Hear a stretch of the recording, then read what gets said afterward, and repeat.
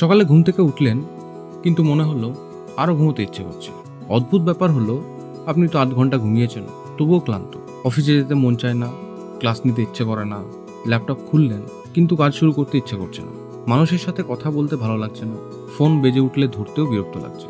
দিন শেষ হচ্ছে, কাজও হচ্ছে, আপনিও বেঁচে আছেন, কিন্তু কোথাও যেন আপনি আর নেই। নিজেকে একটা মেশিন মনে হয়। চলছেন, কিন্তু ভেতরে কেউ নেই। এটা ডিপ্রেশন নয়, এটা অলসতা নয়, এটা দুর্বলতা নয়, এবং সবচেয়ে গুরুত্বপূর্ণ, আপনি একা নন। বিশ্বজুড়ে কোটি কোটি মানুষ এই অভিজ্ঞতার মধ্যে দিয়ে যাচ্ছেন। এটার একটা নাম আছে। 2019 সালে WHO এটাকে একটা বাস্তব স্বাস্থ্যগত সমস্যা হিসাবে আন্তর্জাতিকভাবে স্বীকৃতি দেয়। এর নাম বার্নআউট। আমি আব্দুল হান্নান, আর আপনারা দেখছেন অন্তর্মন। আজ আমরা জানব বার্নআউট আসলে কি, কেন হয়, কিভাবে বুঝবেন আপনি এর মধ্যে আছেন, এবং সবচেয়ে গুরুত্বপূর্ণ, কিভাবে ধীরে ধীরে এর বাইরে আসা যায়। কটা প্রশ্ন করি। ধরুন আপনার ফোনের ব্যাটারি 5%, আপনি চার্জ না দিয়ে ব্যবহার করেই যাচ্ছেন। ভিডিও চলছে, ইন্টারনেট চলছে, গেম চলছে, সব চলছে, কিন্তু চার্জ হচ্ছে না। কতক্ষণ চলবে? একটা সময় ফোনটা বন্ধ হয়ে যাবে। বার্নআউট অনেকটা এরকম, শুধু পার্থক্য হলো এখানে ফোনটা আপনার মন আর ব্যাটারিটা আপনার মানসিক শক্তি। বার্নআউট শব্দটা প্রথম 1974 সালে মনোবিজ্ঞানী হার্বার্ট ফ্রেডেনবার্গার ব্যবহার করেন। তিনি দেখেছিলেন যারা অন্যদের সাহায্য করেন, যেমন শিক্ষক, ডাক্তার, নার্স, সামাজিক কর্মী, তাদের অনেকেই ধীরে ধীরে মানসিকভাবে নিঃশেষ হয়ে যাচ্ছেন। পরে গবেষক ক্রিস্টিনা মাসল্যাক বার্নআউট নিয়ে বহু বছরের গবেষণা করেন। তিনি বলেন, বার্নআউট মূলত 3টি অংশ নিয়ে তৈরি: emotional exhaustion, depersonalisation, reduced personal accomplishment. প্রথমত, ইমোশনাল এক্সজশন শুধু ক্লান্তি নয়, এটা এমন এক ক্লান্তি যেখানে মনে হয় আপনার ভেতরে আর কিছু দেওয়ার মতো অবশিষ্ট নেই, যেন মানসিক ব্যাটারি সম্পূর্ণ শেষ।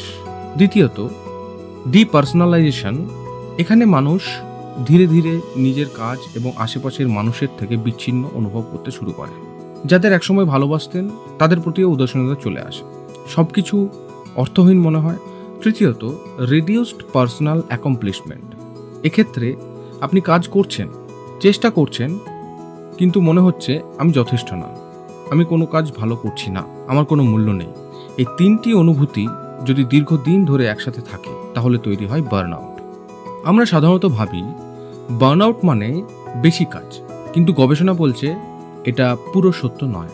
ক্রিস্টিনা মাসল্যাক দেখিয়েছেন বার্নআউটের আসল কারণ কাজের পরিমাণ নয়, বরং কাজের পরিবেশ এবং মানুষের মানসিক চাহিদার মধ্যে অসামঞ্জস্য। 6টি কারণ সবচেয়ে বেশি বার্নআউট তৈরি করে: অতিরিক্ত চাপ, বিশ্রামের সুযোগ নেই; 2, নিয়ন্ত্রণের অভাব, আপনার জীবনের গুরুত্বপূর্ণ সিদ্ধান্তগুলো অন্যরা নিচ্ছে; 3, স্বীকৃতির অভাব, ভালো কাজ করছেন কিন্তু কেউ দেখছে না; 4, সম্পর্কের টানাপোড়েন, অফিসে, পরিবারে, বন্ধুদের সাথে; 5, অন্যায়ের অনুভূতি, আমার সাথে এটা ঠিক হচ্ছে না; 6, মূল্যবোধের সংঘাত, যে কাজ করছেন সেটা আপনার বিশ্বাসের সাথে মিলছে না। এখন নিজের জীবনের দিকে তাকান, এই 6টির মধ্যে কতগুলো আপনার জীবনে আছে? আর এখানেই বিষয়টা শেষ নয়। বার্নআউট শুধু মনের মধ্যে থাকে না, এটা শরীরেও ছাপ। যখন দীর্ঘদিন ধরে চাপে থাকেন, শরীর কর্টিসল নামে একটা হরমোন তৈরি করতে থাকে।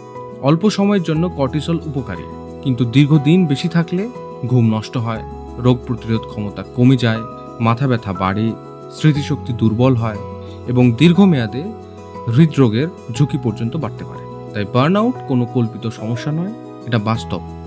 আপনার ভেতরের সিস্টেম বলছে আমি আর পারছি না। এখন সবচেয়ে গুরুত্বপূর্ণ অংশ, উপায় কি? এখান থেকে বেরিয়ে আসার উপায় কি? প্রথমত, নাম দিন, স্বীকার করুন। অনেকেই বলেন কিছু না, এটা ক্লান্তি, কেটে যাবে, আমি ঠিক আছি। কিন্তু আপনি ঠিক নেই, এবং সেটা স্বীকার করা দুর্বলতা নয়, এটাই সাহস। নিজেকে বলুন, হ্যাঁ আমি বার্নআউটের মধ্যে আছি। যখন সমস্যার নাম জানা যায়, তখন সমাধানের দরজা খুলতে শুরু করে। 2, রেস্টোরেটিভ রেস্ট। বিশ্রাম মানে শুধু ঘুম নয়, নেটফ্লিক্স দেখা সবসময় বিশ্রাম নয়, মোবাইলে স্ক্রল করা সবসময় বিশ্রাম নয়। প্রশ্ন হলো, কোন কাজটা আপনাকে ভেতর থেকে পুনরুজ্জীবিত করে? কারোর জন্য প্রকৃতি, কারোর জন্য বই, কারোর জন্য প্রার্থনা, কারোর জন্য গান, কারোর জন্য পরিবারের পাশে চুপচাপ বসে থাকা। নিজেকে জিজ্ঞেস করুন, শেষ কবে এমন কিছু করেছেন যা আপনাকে সত্যিই শান্তি দিয়েছে। 3, একটা না বলুন। সব পরিবর্তন আজই করতে হবে না, শুধু একটা অতিরিক্ত দায়িত্ব, একটা অপ্রয়োজনীয় প্রতিশ্রুতি, একটা এমন কাজ যেটা আপনার শক্তি খেয়ে ফেলছে, সেটাকে না বলুন। কারণ প্রতিবার আপনি নিজের সীমা রক্ষা করেন, মস্তিষ্ক একটা বার্তা পায়, আমি গুরুত্বপূর্ণ, আমার প্রয়োজনও গুরুত্বপূর্ণ। 4, কথা বলুন। বার্নআউট অন্ধকারে বড় হয়, কথার আলোয় ছোট হয়। একজন বিশ্বস্ত মানুষকে বলুন, আমি ভালো নেই, শুধু একটা বাক্য, অনেক সময় এটুকুই যথেষ্ট। আর যদি দীর্ঘদিন ধরে চলতে থাকে, তাহলে একজন মেন্টাল হেলথ প্রফেশনালের সাহায্য নিন। সাহায্য চাওয়া দুর্বলতা নয়, এটা সুস্থ হওয়ার সিদ্ধান্ত। একটা কথা মনে রাখবেন, বেশি কাজ করা মানেই সফলতা নয়, সবসময় ব্যস্ত থাকা মানে গুরুত্বপূর্ণ হওয়া নয়, নিজেকে শেষ করে দেওয়া কোনো গুণ নয়। আপনি একটা মেশিন নন, আপনি একজন মানুষ। আপনার বিশ্রাম দরকার, আপনারও সীমা আছে, এবং সেই সীমাকে সম্মান করা দুর্বলতা নয়, এটা প্রজ্ঞা।